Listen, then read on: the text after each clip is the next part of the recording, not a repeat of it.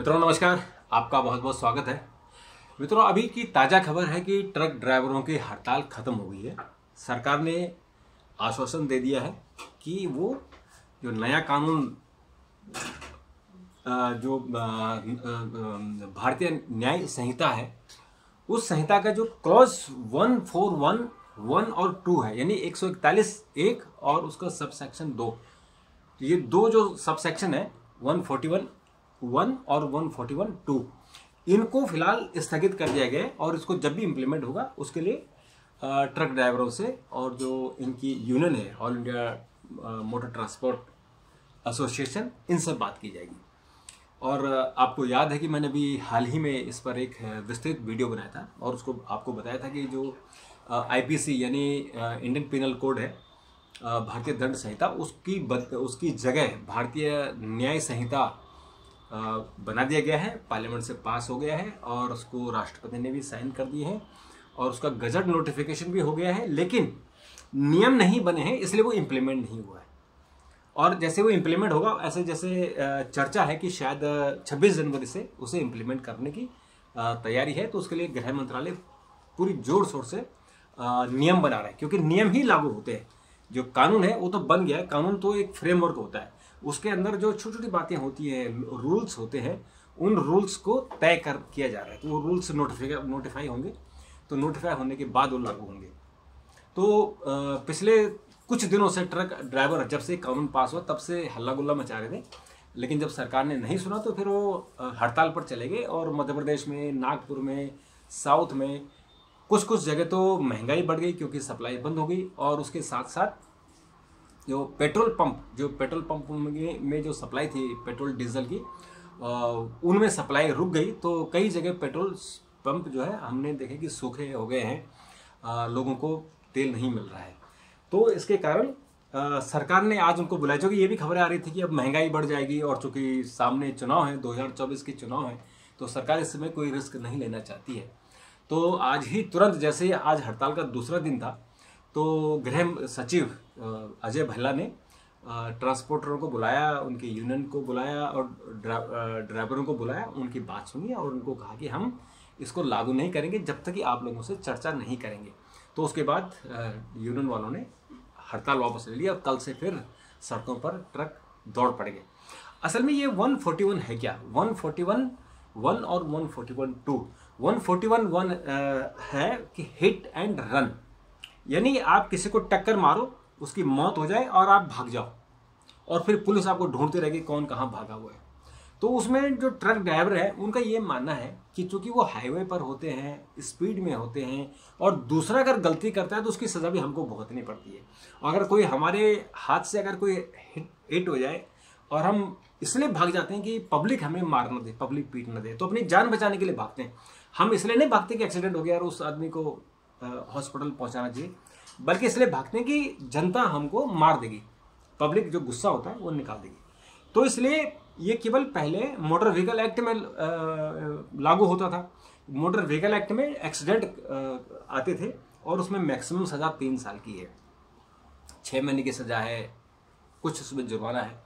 यहाँ जो सरकार ने क्या किया कि जो भारतीय न्याय संहिता है उसमें हिट एंड रन को अलग शामिल कर लिया। यानी मोटर व्हीकल एक्ट के जो प्रोविजन है वो रहेंगे, लेकिन हिट एंड रन, अगर कोई कैजुअलिटी होती है, अगर एक्सीडेंट से कोई मरता है, तो वो फिर 141 में लागू होगा। 141 में सज़ा सुनाई जाएगी।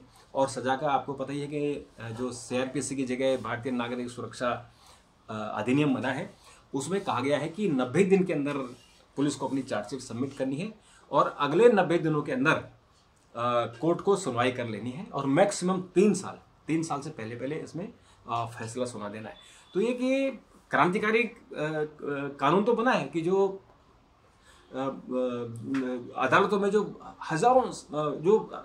में हजारों केस लंबित पड़े हुए हैं और कई सालों से सुनवाई चल रही है, तारीख पर तारीख है। तो तारीख पर तारीख को ख़त्म करने के लिए उसमें CRPC में बदलाव किया गया है और टाइमलाइन तय की गई है कि FIR कितने दिन में होनी चाहिए, चार्जशीट कितने दिन में होनी चाहिए, जजमेंट कितने दिन आना चाहिए। अगर कोई जज जजमेंट लिख लेता है तो उसको कितने दिन तक वो होल्ड रख सकता है, यानी फैसला सुरक्षित कितने दिनों तक रख सकता है।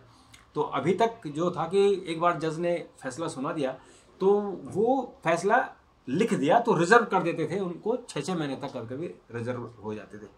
तो ये कहा गया कि आप 90 दिन से ज़्यादा इसको सुरक्षित, 3 महीने मैक्सिमम 3 महीने से ज़्यादा फैसला सुरक्षित नहीं रखते, आपको प्रोनाउंस करना पड़ेगा।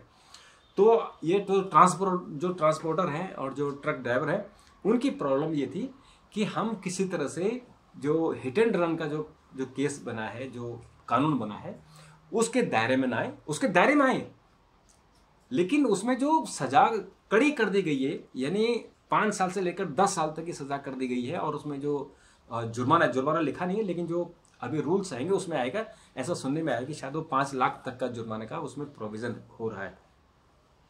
तो ट्रांसपोर्टर, इससे क्या होगा कि जो ड्राइवर बन रहे हैं, यानी वैसे ही इस देश में ट्रक ड्राइवरों की कमी है। और अब जब ये कानून बन जाएगा तो लोग ड्राइवरिंग नहीं करेंगे, यानी जो पेशा है ड्राइवर का उसको छोड़ देंगे और पूरी चेन टूट जाएगी। तो इस चेन को बचाने के लिए आपको कानून में संशोधन करना पड़ेगा। हिट एंड रन को कोई भी जायज़ नहीं मानेगा, लेकिन एक्सीडेंट तो एक्सीडेंट है। अगर एक्सीडेंट है और एक्सीडेंट को अगर हमने एक्सीडेंट की तरह माना, यानी एक्सीडेंट तो कोई करता नहीं है, एक्सीडेंट तो हो जाता है, तो उसको हम उसी तरह से डील करना चाहिए। मोटर व्हीकल एक्ट में जैसे हम लोग डील करते हैं ऐसे इसको भी करना चाहिए। तो खैर, ये ड्राइवरों की बड़ी भारी जीत हुई है कि सरकार ने कानून लागू न करने का आश्वासन दिया है और कहा है कि जब भी हम इस बारे में रूल फॉलो करेंगे तो हम आपको फिर बताएंगे कि इसमें क्या हम आगे करने वाले हैं। और ड्राइवर भी खुश है कि कम से कम उनकी जो तलवार लटक गई है कि 10 साल तक अगर किसी को सजा होगी तो 10 साल तो उसका जीवन जेल में निकल जाएगा, जबकि वो जानबूझकर हत्या नहीं होती है। यानी एक्सीडेंट जो होता है वो जानबूझकर नहीं होता है, जो जानबूझकर होता है पर उसके केस अलग चलते हैं। वो फिर जो आईपीसी में भी हत्या का प्रयास और हत्या के केस चलते थे ड्राइवरों पर, तो वो इस नए कानून में भी चलेंगे। तो उसमें ड्राइवरों को बड़ी राहत मिलेगी। और इस राहत के कारण जो ऐसा लग रहा था कि जो ट्रांसपोर्ट जगत है जो सबसे ज़्यादा रोजगार देता है, हालांकि वो रोजगार में वो अनऑर्गेनाइज सेक्टर का है, उसमें भी जरूर सरकार को ध्यान देना चाहिए, ट्रांसपोर्टरों को भी कि ड्राइवरों की जो तनख्वाहें बहुत कम होती है, 15 से 20 हज़ार मैक्सिमम। जो अच्छा ड्राइवर पुराना होगा उसकी 20 हज़ार होती है।